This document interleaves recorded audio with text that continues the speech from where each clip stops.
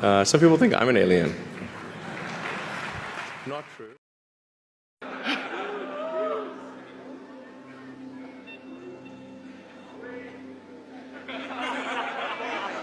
Sorry to. This is a trial. This is a trial. Please bear with us. So,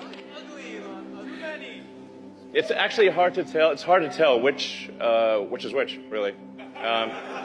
We took the brands off, but it's hard to tell which is which with the brands off. They'll pretty much look the same. We need something different, and we need sustainable energy now. Doesn't look like anything else. What about a real world test? Like let's actually have a tug of war here with an F-150.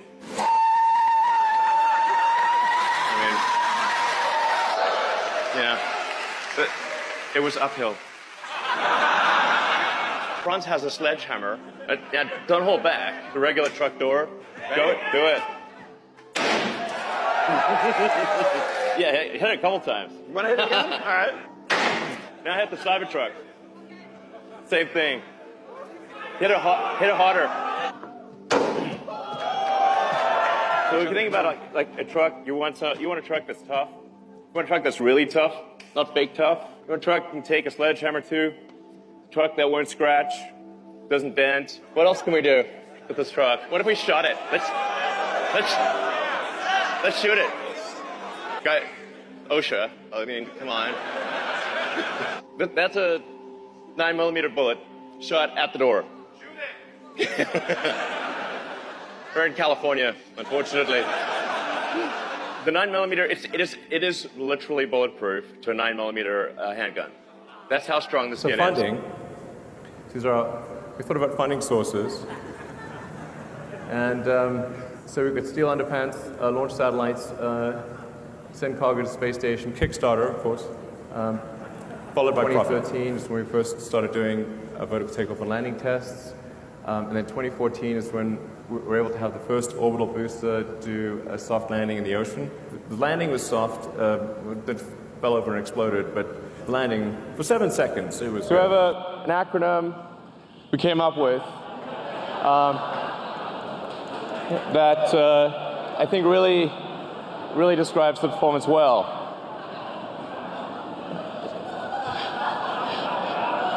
So, it's a technical term. Now, at 80,000 pounds max gross vehicle weight, that's the most amount of weight you can carry on a US highway. This is the real-time acceleration of a Tesla Semi. That, on the left, the thing that looks like it's not moving is a diesel truck. Just gonna give it a moment. I'm sorry to bore you. I apologize. It's boring. I know. Eventually it'll get there. For interest's sake, we created a pickup truck version of the Tesla Semi. It's a pickup truck that can carry a pickup truck.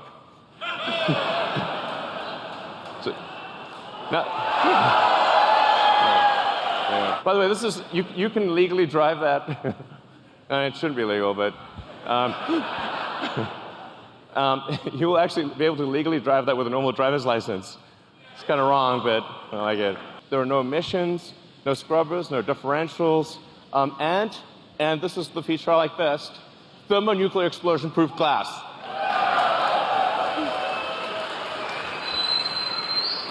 Close. I mean, it's close. So standard glass. Now why is this important?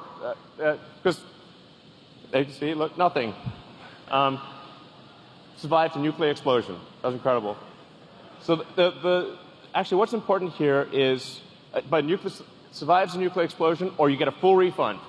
Okay. Full refund. Essentially, what happened with the Roadster is we said, okay, we want to make a car, we want to really break the mold about how do people think about electric cars. Because they think about electric cars as being slow and ugly and poor performance. So we wanted to have a sports car, a car that is fast, looks good, sexy. That's right. Ha ha. You took the words out of my mouth. Exactly. Sexier. Model S.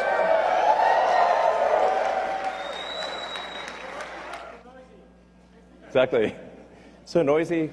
Where are all the fumes? Where's the exhaust pipe? Where do you put the gasoline? I mean, I've been sort of toying with the design for an electric supersonic vertical takeoff and landing electric aircraft for a while. I'd love to do it, but I think my mind would explode. It's like brain's worn out, you know. It's like pretty saturated working on electric cars and rockets. Okay, good topic. How it is to be successfully growing a small business to a large business. Okay, well, I mean, to be frank, I don't think there's like, it's intrinsically good to grow a small business to a large business. Sometimes a small business should be a small business. Sometimes businesses shouldn't exist. Sure, it's true. With volume, is it possible to get the cost of moving to Mars down under $500,000, which I think is, I mean, one can argue about the exact threshold, but I think that's about the threshold at which enough people could save up money and move to Mars. You know? I mean, that's how America got created, basically. And come back if they want. If they don't like it, of course, you get a free return ticket. There's sometimes a debate about going to Mars one way and whether that makes things easier. And I think for the initial flights, perhaps, but for long term, to get the cost down, you need the spacecraft back. Whether the people come back is irrelevant. But you must have the ship back because those things even are the base model even the base Model 3 will do 0 to 60 miles an hour or 0 to 100 kilometers an hour in less than 6 seconds. At Tesla, we don't make slow cars. Okay, do you want to see the car? Yeah! Well, we don't have it for you tonight. I'm just kidding, of course. It's April Fool's somewhere. All right, let's bring him out. We get paid half as much per mission as Orbital Sciences, so there's another provider. And they only take stuff up. They take up less than we do, and they take nothing down. And they get paid twice as much per mission as we do. But that's okay. I mean, I'm Not for the U.S. taxpayers. No, I think maybe they should get fewer missions in the future, but you know, I'm glad that we're able to, you know, provide a service that's twice the value for money that you know our competitor. It was like 2001 with just talking to a friend of mine, and he asked me what I was going to do after PayPal, and I thought, well, you know, I was wondering, like, I'd like to get involved in space, but I just didn't think there's anything I could do as an individual, but I was curious as to when NASA would be sending a team to Mars, because that was always going to be the thing to do after the moon. I figured that there'd be some plan, and I'd just go to the website and I could read the schedule. Then Mars it's like, oh yeah, it's like, okay, 2017, good, okay. But actually there wasn't anything on the website, and or at least I thought, like, can I not find it? Like, what's going on here? And is it secret? I don't know. But it turned out that that NASA had done a study on what it would cost to do a manned Mars mission, and NASA came back with a $500 billion price tag. And he said, okay, maybe not. Billions of B. That's been $500 billion was But serious the money. regular rockets that went up that weren't designed like planes never tried to do this. Right. The plane thing is not a good idea in my view. The plane, and the reason I think is, like, intuitively it seems like a plane should work, but actually if you consider that really every mode of transport has a design that is appropriate to its medium, and if you're in space, wings are not very useful because there's no air. And then if you want to go somewhere other than Earth, there's also no runways. So these are important considerations. People have called you the real Tony Stark. Okay, you've got your finger in so many different advanced technologies. As I said, SpaceX, Tesla, now you've got Solar City and the solar pack that people put in their houses. Are you sincerely trying to save the world? Well, I'm trying to do good things, yeah. I mean, saving the world is not I mean... But you're trying to do good things and you're a billionaire. I mean, yeah. That seems a little bit like either superhero or supervillain. You have to choose one. I'm trying to do useful things. I mean... Yeah, sure. So the 2018 mission would be our Dragon version 2. Right. And that... I wouldn't recommend traveling to Mars in that, because, I mean, it has the interior volume of a large SUV. Okay. And the trip for Dragon would be on the order of 6 months. It's a long time to spend in an SUV, I think. That's, it can be done, but probably not ideal. And it also doesn't have the capability of getting back to Earth. Right. That seems more important than the space. Yeah, we can put that in the fine print, you know. Yeah.